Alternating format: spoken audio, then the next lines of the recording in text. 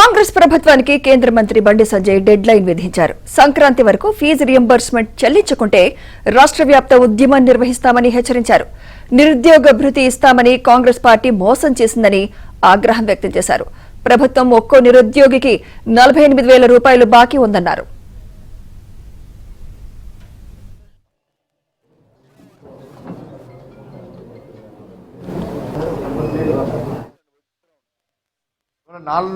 నిరుద్యోగ భృతి ఇస్తున్నారు 4,000 ఇంతవరకు ఇవ్వాలి. ఇదే కాంగ్రెస్ పార్టీ గతంలో బీఆర్ఎస్ పార్టీ విమర్శించింది నిరుద్యోగ భృతి ఇస్తాను ఇవ్వాలి చెప్పండి. ఒక్కొక్క విద్యార్థికి నిరుద్యోగ యువకునికి కాంగ్రెస్ పార్టీ 48,000 రూపాయలు బాకీ ఉన్నది. వాళ్ళు సంవత్సరం రూపాయలు ఉద్యోగాలు ఇస్తారని చెప్పి ఇంతవరకు ఇవ్వకపోవడం కాకుండా ఇంకా ఆత్మహత్య చేసుకునే పరిస్థితి, కోచింగ్ సెంటర్లు తిరిగే పరిస్థితి. కానీ బయట మాత్రం గప్పాలు కొట్టుకుంటే ఇలా కాంగ్రెస్ పార్టీ టైంపాస్ పాలిటిక్స్ చేస్తున్న విషయాన్ని ఇలా నిరుద్యోగ యువత గుర్తుంచుకోవాల్సిన అవసరం ఉంది. రాష్ట్ర ప్రభుత్వం డిమాండ్ చేస్తున్నాం, సంక్రాంతి